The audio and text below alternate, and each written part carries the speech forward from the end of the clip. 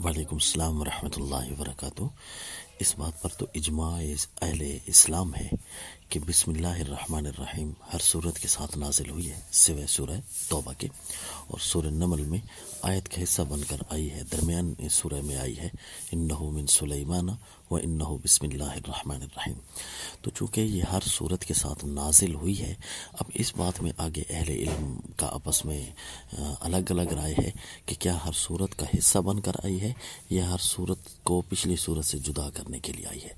बहरहाल इस बात पर तो इत्तेफाक है कि सूरत ये हर सूरत के साथ नाजिल ज़रूर हुई है, यानी बिस्मिल्लाहिर्रहमानिर्रहीम।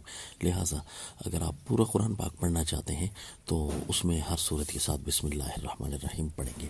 और हमारी राय और हमारे असातिज़ा की राय यही है कि जब तरावी में लोगों को पूरा कुरान सुनाना मकसूद होता है तो बिस्मिल्लाहिर्रहमानिर्रहीम भी एक दफ़ा बुलंद आवाज़ से हर सूरत के साथ पढ़ना ज़रूरी है, लिहाजा तब ही ख़त्म होगा, वरना जो है वो बाज़ आयात के सुनने से रह जाएंगे। इसीलिए पहले दिन आप सूरह फातिहा के साथ भी एक दफ़ा बिस्मिल्लाहिर्रहमानिर्रहीम बुलंद आवाज़ से पढ़िए, और फिर चूँकि एक दफ़ा हो जाएगी फिर हर सूरत के शुरू में आप बुलंद आवाज़ से बिस्मिल्लाहिर्रहमानिर्रहीम पढ़िए।